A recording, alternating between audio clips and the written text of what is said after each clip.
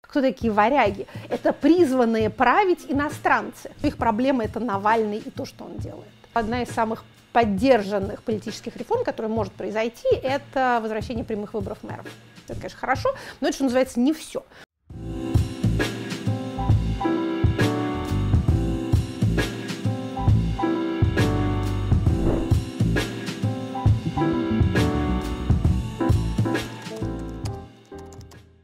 Навредить может очень сильно, это серьезная угроза. Признание организации экстремистской влечет за собой целый ряд правовых последствий, уголовных и административных. Это признание экстремистскими ее материалов, признание экстремистской ее символики, это ответственность за финансирование, ответственность за участие, за организацию, за демонстрацию символики. Так что тут действительно очень многих людей, и не без резона, это может напугать и демотивировать.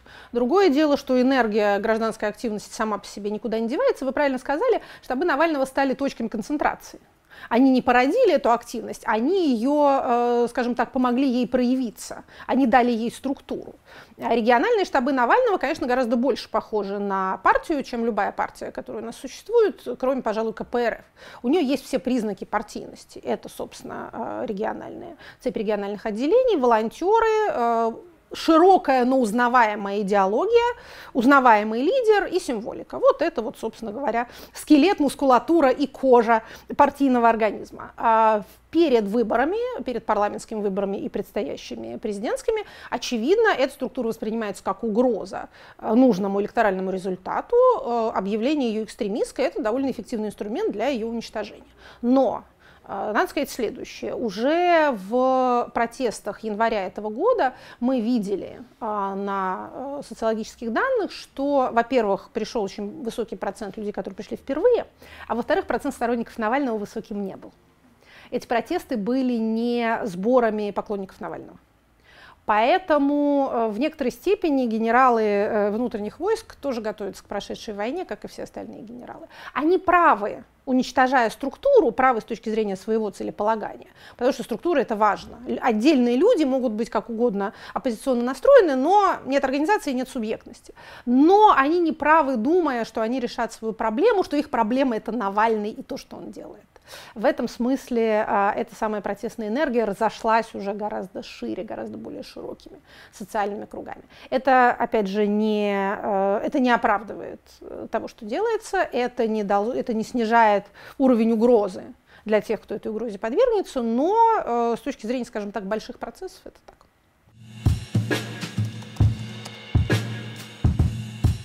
Вопрос довольно глобальный.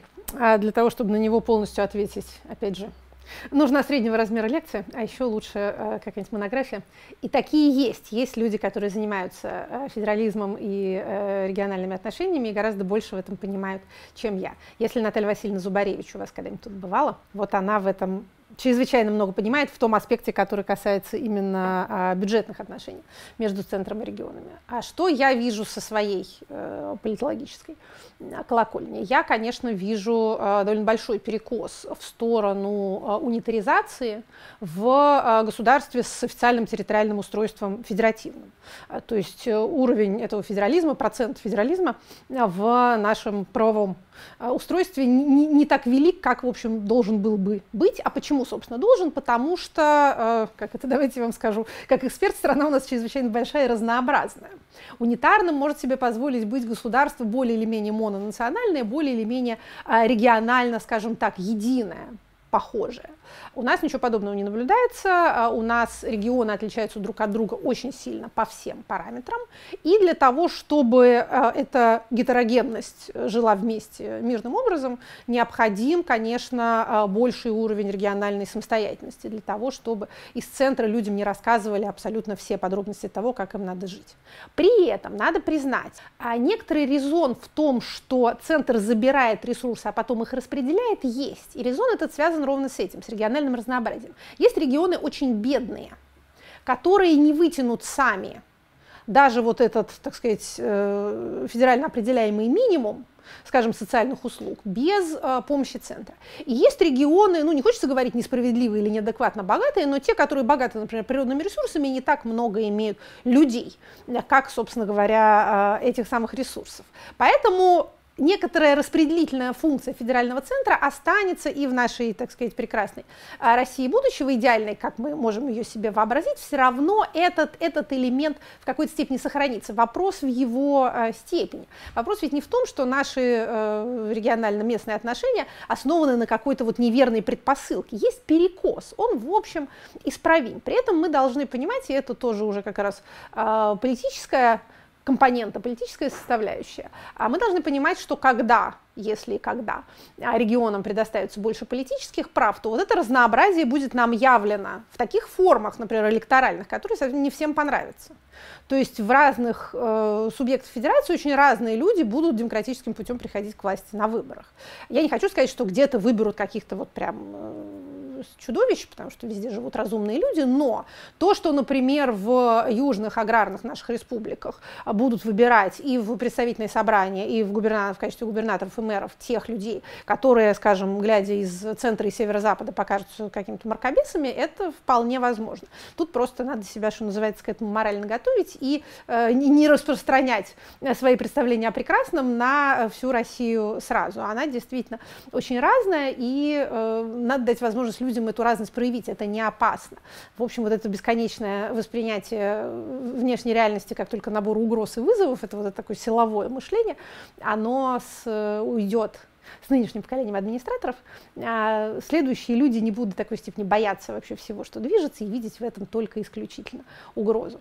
Мы знаем из социологических данных, что одна из самых поддержанных политических реформ, которая может произойти, это возвращение прямых выборов мэров. Когда в Екатеринбурге стали собирать за это подписи, то выяснилось по опросам, что больше 80% жителей города поддерживают прямые выборы. Похожие цифры мы имеем и в других городах и регионах России, то есть вот возвращение мэров приветствовалось бы просто всенародным ликованием. Это людям очень нужно, важно, потому что Россия страна городская, мы как-то, может, ее не воспринимаем в качестве таковой, но она давно уже городская, с 60-х годов 20 века, у нас больше городского населения, чем население сельского. А за последние 20 лет этот процесс еще шел с усилением, с акселерацией, процесс концентрации людей в городах. Поэтому запрос на собственную власть, свою собственную избранную, связанную с тобой, как с избирателем, он в городах чрезвычайно силен. Ну вот, кстати говоря, в нашей республике-сестре в Казахстане, там идет сейчас такая неторопливая либерализация, и она начинается как раз с выбранности акимов сельских поселений. Акимы — это мэры, по-нашему говоря. Вот они начали с самого низа. Кстати, как ни странно, это может показаться, хотя, с другой стороны, что уж в этом особенно странного, в Крыму обещана с 24 года выборность глав местных поселений тоже. Вот. Как бы хотелось бы, чтобы эти плоды демократии распространились бы еще и на остальную Россию, но, тем не менее, вот такая штука тоже есть. Я об этом узнала как-то так достаточно случайно и удивилась.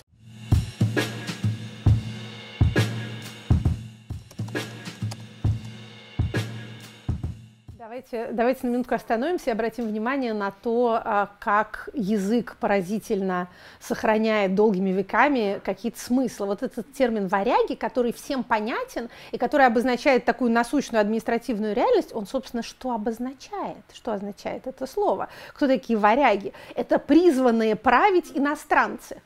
То есть вот это из такой глубины веков, и вот оно дошло, и абсолютно всем ясно, и не воспринимается как архаичное, и обозначает то, что происходит прямо сейчас.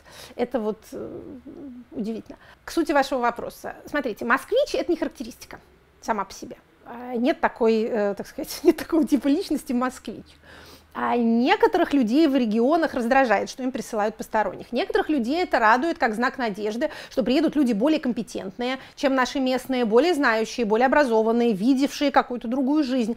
И на менее возвышенном уровне приведут с собой из Москвы деньги. Я, опять же, как человек из Тула, должна вам сказать, что вот, значит, немного таких примеров в России того, как действительно вот этот самый Варягович, вообще не имеющий отношения ни к региону, ни к гражданскому администрированию, пришел, и за ним пришли федеральные деньги. В результате, значит, моя родная Тула, которую я знала довольно неприглядным городом моего детства и ранней юности, в общем, как говорят в дурацких проплаченных рекламах, хорошеет прям вот на глазах. Что называется, бывает и такое. А бывает и другое.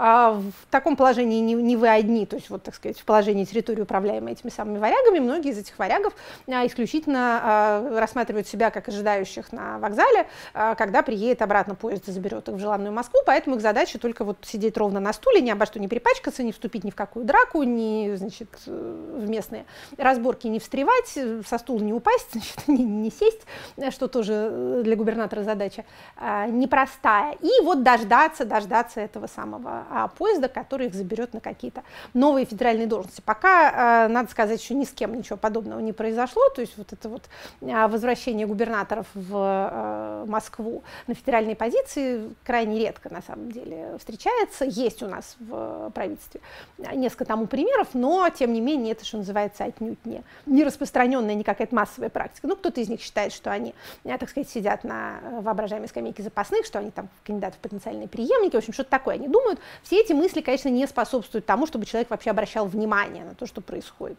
у него под носом. Ему главное не встрять в какой-то скандал и не обратить на себя недоброжелательные взгляды правоохранительных органов. Вот, собственно, и все. Как у вас, я не знаю. Я не занимаюсь специфически ни регионалистикой, ни вашим регионом, но я просто хочу сказать, что само по себе это, так сказать, варяжество, это производное ровно от той унитаристской тенденции, о которой я говорила. Если бы, так сказать, были нормальные выборы, в принципе, конечно, на них могли бы конкурировать и приезжие, и местные. Местные тоже не характеристика, и не обязательно избиратели должны были бы полюбить кандидата от того, что он тут родился и вырос. Это, конечно, хорошо, но это, что называется, не все.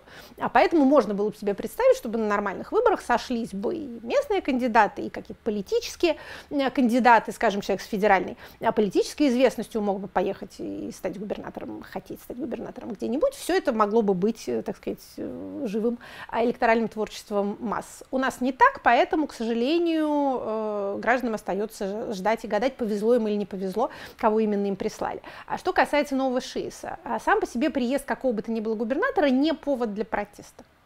Если это не случай, как в Хабаровске, когда уход предыдущего губернатора является поводом для протеста, тогда нового, очевидно, не любят. У вас не такой случай, ну, вы были, так сказать, ареной вообще изумительного правоохранительного действа, у вас вся администрация оказалась внезапно ОПГ, тоже не каждый день такое увидишь, но, насколько я понимаю, граждане, может, дивились этому, но как не то, чтобы всей душой сочувствовали пострадавшим. Поэтому у вас случай не такой. Поводом для протестов должна стать какая-то местная, близкая человеческим сердцам беда. Собственно, как ШИС, как Куштау в Башкирии, как сквер-храм в Екатеринбурге, как Исаакиевский собор в Петербурге, как многие парки, дворы, скверы в Москве. Вообще нет крупного города в России, в котором не было бы нескольких таких очагов протестных вокруг строек сносов, вырубок, вот каких-то таких городских дел. Вот это должно произойти, прежде чем начнется протестная концентрация, какая-то кристаллизация на этом поводе. Сам по себе приезжий губернатор таким поводом может стать только крайне редко, опять же, в ситуации, когда предыдущего как-то очень сильно любили.